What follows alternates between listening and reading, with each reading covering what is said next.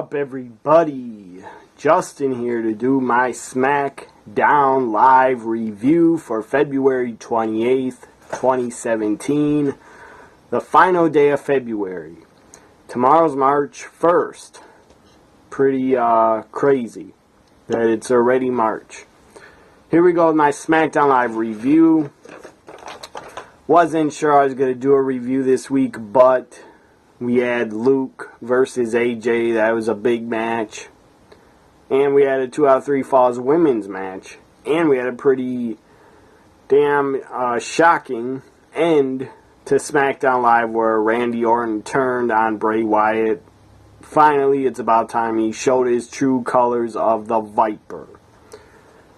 And Randy Orton, I'll talk about him later, but I never thought he belonged in the Wyatts. He doesn't belong in a group. He should be by himself.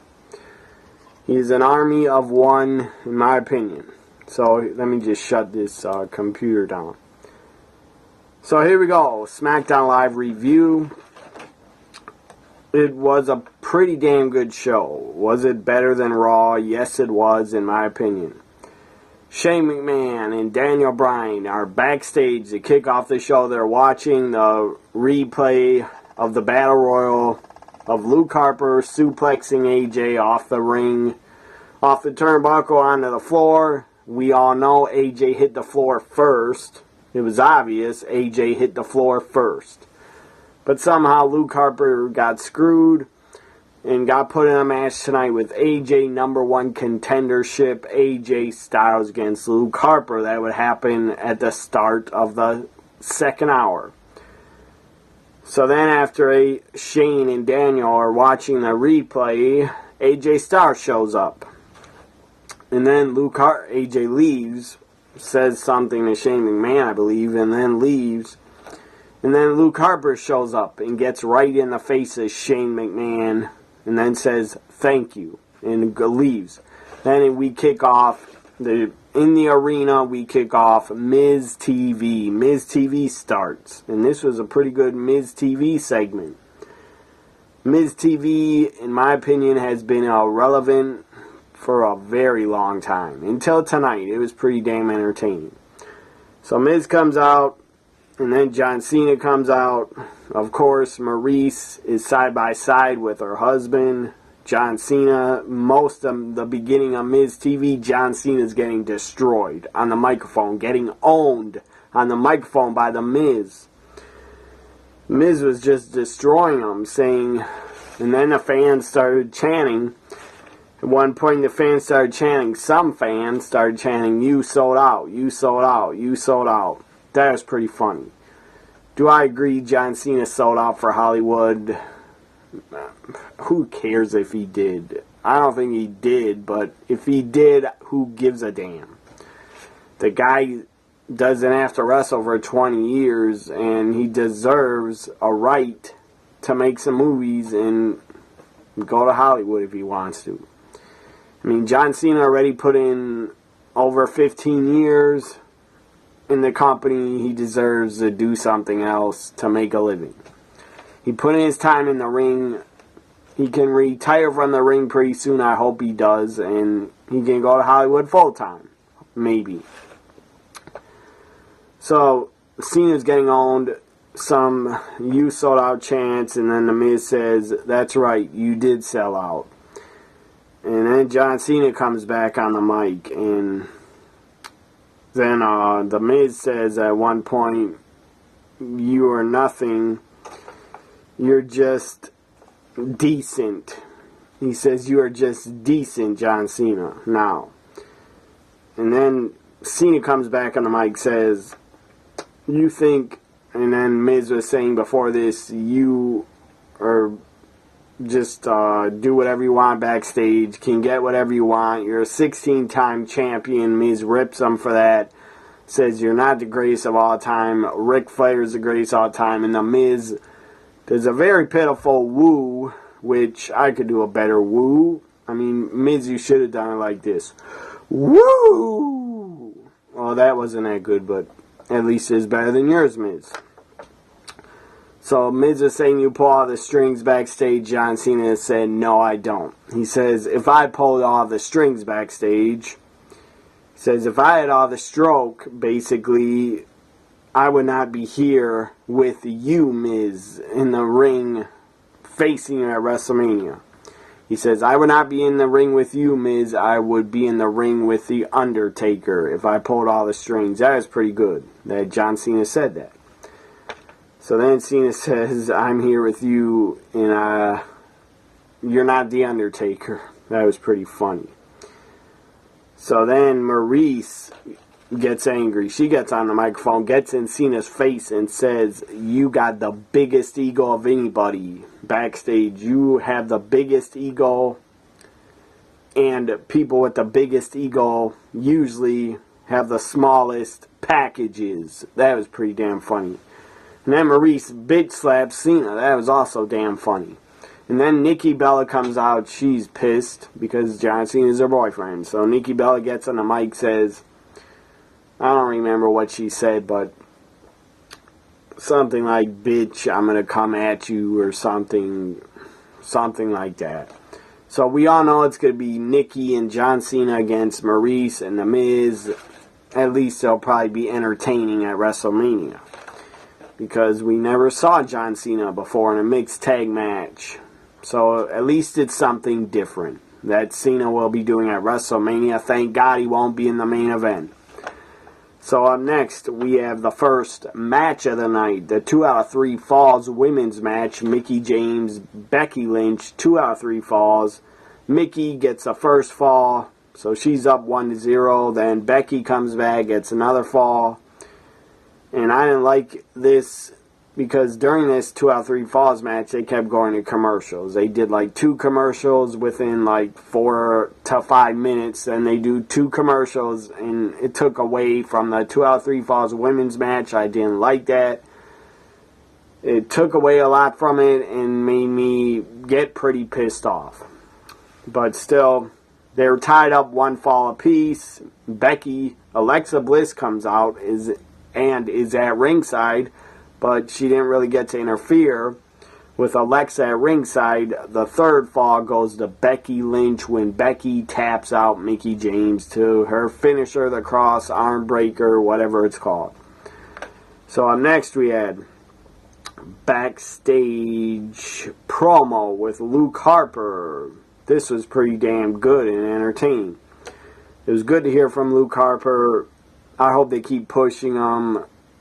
I hope they keep letting him do interviews and promos, but I don't know. After what happened to Luke Harper tonight, I hope they don't stop pushing the guy. So, good interview from Harper. He says, I have new eyes. He says about Bray Wyatt, he says, I see Bray Wyatt, I see your evil. Says Bray Wyatt, I see the evil you are, Bray Wyatt.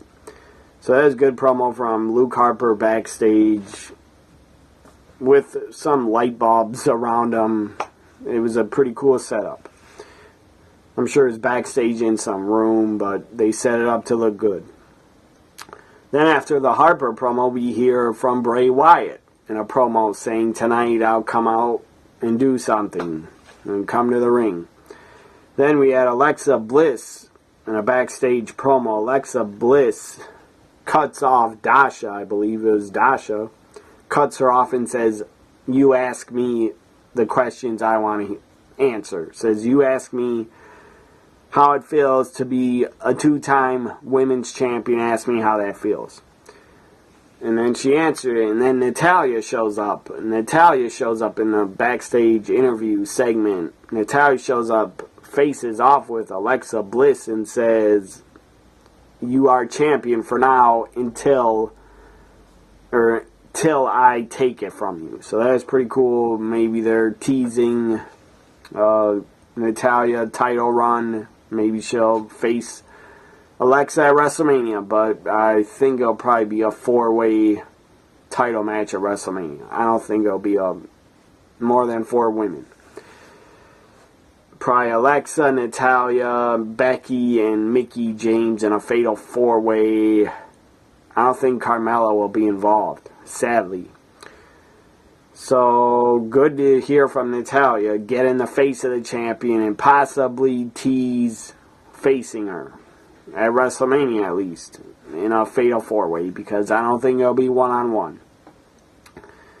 And it shouldn't be one-on-one for the women's title, because all the women on the SmackDown Live, all of them that are not injured, all of them deserve a WrestleMania payday. So put them all on the show. Even Carmella. I don't know if she's going to be wrestling, but put her on the show. I don't know how, but put her in a backstage segment or something. So now we get an AJ Styles promo. That was pretty cool. Good to hear from AJ. And up next, already, the start of hour 2. Up next, we have, in my opinion, was the real main event. But I understand why it did not close the show because of the big Randy Orton Bray Wyatt segment. The big thing they did with Orton turning on Bray finally. So AJ, Luke Harper kicked off hour 2. It was a pretty damn good match. Luke Harper, one of the best big men WWE has. Braun Strowman's pretty great, but Luke Harper is better than Braun Strowman. Luke Harper does a dive to the outside, takes out AJ. That was awesome. And then Shane McMahon, because AJ pins Luke Harper. Luke had his foot on the rope. Ref didn't see it. Ref says AJ wins, but he did not. Shane McMahon, the commissioner, comes out. Shane says no. Right now we're restarting the match. And then they go to the outside fighting in front of Shane McMahon, and Luke Harper tries to hit a big boot on AJ. AJ ducked, and the big boot took out Shane McMahon, knocked him out.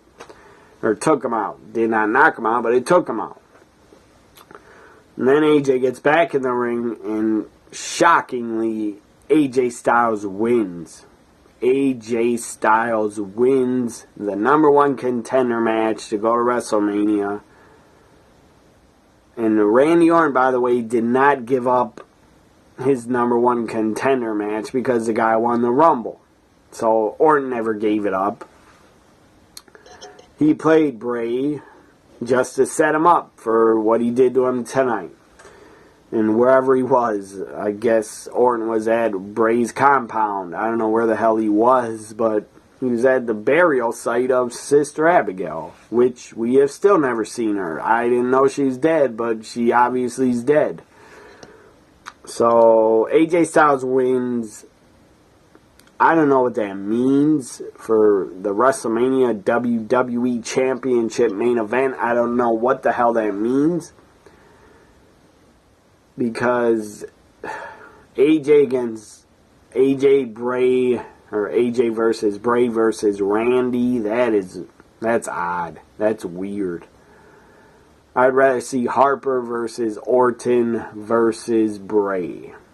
But I don't know, after what Randy Orton did tonight, by himself, setting the house on fire, or whatever it was, setting that thing on fire, setting the grave, setting Sister Abigail on fire, burning up her soul, and I guess, well, how Randy Orton was talking, I guess Bray Wyatt took a lot from Sister Abigail's soul.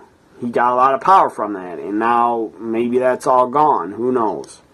Maybe he's not immortal anymore. Who knows?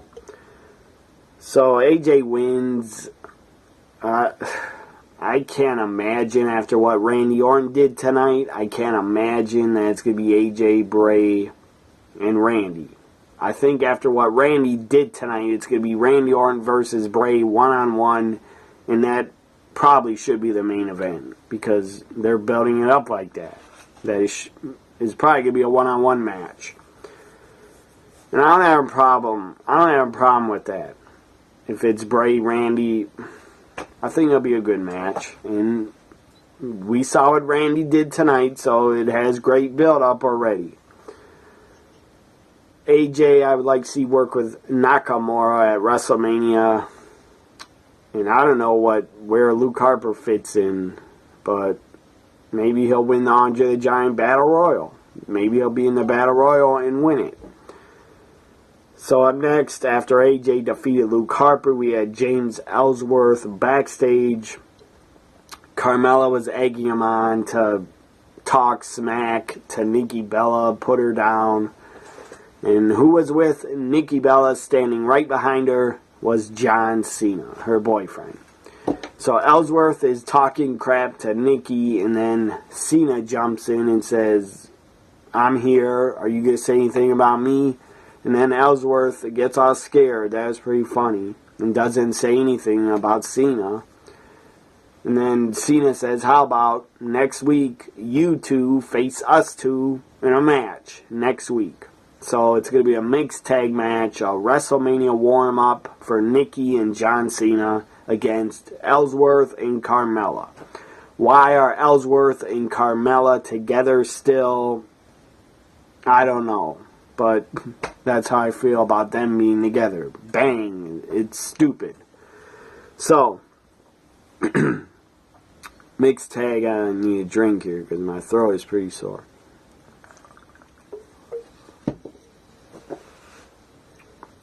So next week, mixed tag match. As I said, I already announced it. Then we have AJ Styles. AJ backstage faces off with Daniel Bryan, and then AJ says, I'm going to go out there tonight and show Bray Wyatt that I am now the #1 contender, something like that. But AJ never showed up, so I don't know why he said he was going to. That was weird. I thought AJ would get involved, come out and attack Bray, but that did not happen. Again, it probably didn't happen because we're going to have Orton against Bray Wyatt one-on-one. So then after AJ Daniel Bryan backstage, we have Dean Ambrose come out. He comes to the ring. The match doesn't even start. He hits a dirty deeds on Kurt Hawkins. Poor Kurt Hawkins. The guy is never going to be pushed. The guy is going to be used as a mid-carder / jobber for the rest of his run. Why did they bring him back? Why did they bother bringing Kurt Hawkins back just to work live events? Pretty sad that the guy's never going to be pushed. So Kurt Hawkins got absolutely buried and destroyed by Ambrose. But Kurt Hawkins has been buried since he returned, really, because they never bothered pushing him. I don't know why they bothered doing all those promos and video packages of Kurt Hawkins is coming back. Why'd they bother doing that? They've done zero with the guy. They've done absolutely nothing with Kurt Hawkins. That's pretty pathetic. Shame on you, creative team for SmackDown. But SmackDown's only 2 hours. They got a lot of talent, and I guess Kurt Hawkins doesn't fit on the show, barely at all. He doesn't have a place on the show to be pushed at all. Because the only guys they really push on SmackDown Live, I'll name them: AJ, Baron Corbin, Luke Harper, Randy Orton, Bray Wyatt, John Cena, The Miz. Ziggler is kind of pushed as a top heel, kind of, because he keeps destroying Cruz in every match they have. So those are the top guys on SmackDown. Well, American Alpha is a tag team, even though they weren't even on the show tonight. That was pretty stupid.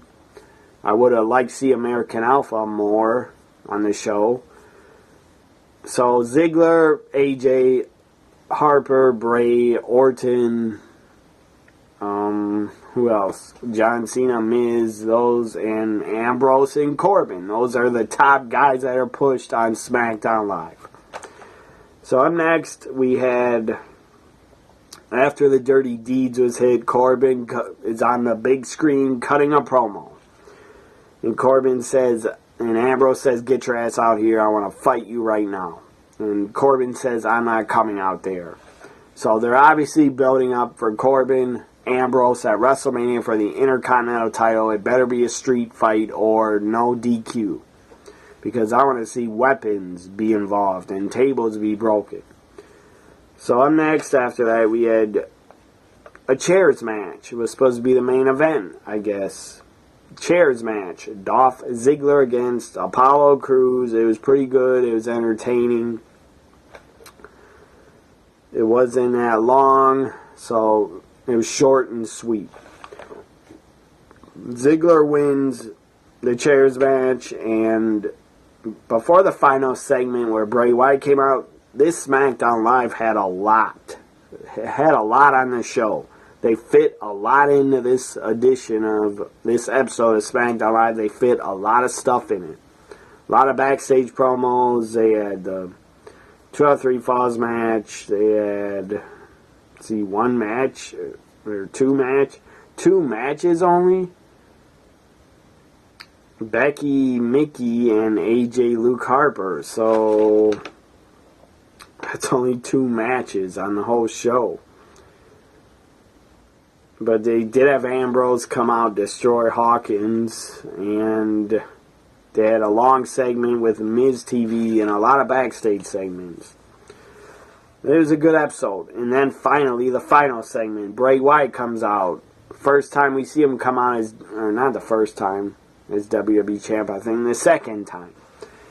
Bray comes out, cutting a promo in the ring, talking about AJ Styles, and then, my nose is stuffed up. Here we go. Trying to breathe here. Not easy to talk when you have a really stuffed up nose. So Bray Wyatt comes out, then Randy Orton appears on the big screen, and Orton is at some location. Looks like he's in a barn or in some scrubby looking house in the woods where you would never want to go because you would be murdered in the middle of nowhere. Orton's in the house, says, "Do you know what's under my feet, Bray Wyatt?" He goes, "Do you know," or before that, he says, Randy says, "Bray, this is your world." He says, "It's not mine." And then he brings up Sister Abigail. He says, "Sister Abigail is under my feet.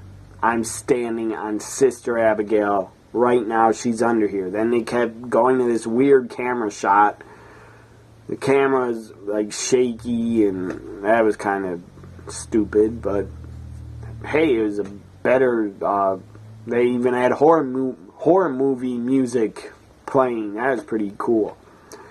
This was probably better than a lot of horror movies on Netflix. Was this Randy Orton Bray Wyatt segment? So it had a cool feel to it. It was pretty damn cool. It had an eerie feel to it. They're showing all these worms on, I guess, the grave dirt of Sister Abigail. And then Randy says, "I'm right here standing on top of Sister Abigail." Then he brings out a giant pick that you dig in the dirt to break up dirt or break up concrete, whatever. It was a giant pick or pickaxe. I don't know what it's called, but it looked like a pickaxe. So then Randy's holding it like he's gonna start smashing and cutting up Sister Abigail's body, putting holes in her. I thought he was gonna do that, but that would have probably been a little too extreme for just SmackDown Live showing a segment with a guy smashing and pickaxe into a dead body, even though if the dead body be fake, still that's a little too much for just TV. That is more than PG. That is going a little bit overboard. But I would like to see it. I wouldn't have had a problem with it because Randy would have been putting a pickaxe to a fake dead body. Sister Abigail, people, is not real, by the way. She's not real. So, I don't even know if she's real to begin with in the mind of Bray Wyatt. She's probably just she's probably made up in the voices that Bray Wyatt heard. So anyways, or I don't know what she's, demon of Bray Wyatt, demon in his head he was hearing. I don't know who Sister Abigail was to him, if she was even his real sister. I don't know her history. But before they did this, it would have been cool to see Sister Abigail appear before on TV with Bray Wyatt. She could have looked, they could have done a lot of makeup done on her to look like she was half dead or beaten up. They could have put a lot of scars on her, burns on her, something like that. But they never brought out Sister Abigail on TV. If they did it now, before this, if they would have done it, people would have probably said, fans would have said, she's just a ripoff of Rosemary from TNA. And that'd probably be true. Because I would imagine that Sister Abigail looked like Rosemary. That's what I would imagine in my brain of what Sister Abigail looks like. Is she would have looked like Rosemary. She would have walked like her, talked like her, stuff like that. So Bray is pissed. Bray's staring at the screen, screaming, "Please no, Randy. No. Please no. Please no." Screaming stuff like that. Randy drops a pickaxe and starts pouring gasoline all over the place. On the floor, in the cabin, on the walls, stuff like that, wherever it was. A cabin, a shed, a house, I don't know. A grave site, I don't know. But he pours gasoline everywhere, goes outside of the place, pours it on the ground, like making a trail. Then Randy lights a stick on fire and says, I don't remember what he said, but Bray was begging with him, please don't do it, don't do it, don't do it, and couldn't Bray realize that Randy could not hear you. So I don't know why he bothered yelling at the screen. Randy drops a fire, drops a flame, lights up the place. The place gets lit the fuck up. It was fucking awesome to see. Great way to end SmackDown Live. I enjoyed it a lot. That segment was something. It was something cool. It was different. It was innovative. I enjoyed it. So it was pretty damn cool. So now I guess the soul and the demon of Sister Abigail is dead, buried, and gone forever. So Bray, I guess, has no powers left over Randy or Luke Harper. That's not good for Bray. What they did tonight, burning that place up, probably Bray's going to lose the title at WrestleMania. Anyways, good edition of SmackDown Live. The final segment where Randy lit the place up, that was awesome. I enjoyed that. As I said, it's innovative. It's something different we've never seen before. Yes, we saw Kane light the Undertaker's casket on fire when he was supposed to be in there, but that was just a casket lit on fire. This was different. It was cool. It was innovative. I enjoyed it. Good episode of SmackDown Live. They only had 2 matches. Doesn't matter. I still enjoyed it. And the show went by really quick. They fit a lot in there. Still went by quick. Didn't drag on like Monday Night Raw does every week. So the only time Raw really doesn't drag on is like 5 to 10 episodes a year. Is when it feels like it doesn't drag on. Good edition of SmackDown Live. Hope you enjoyed this SmackDown Live February 28th review. AJ's the #1 contender for WrestleMania. I don't think he'll end up being in the main event. When WrestleMania is here, I don't think AJ will be a part of it. I think it's going to be Randy Orton versus Bray Wyatt for the WWE Championship. Hope you enjoyed this SmackDown Live review. Follow me on Twitter. My Twitter handle's in the description. Like, comment, share, and subscribe to my YouTube channel. Bye for now, everybody.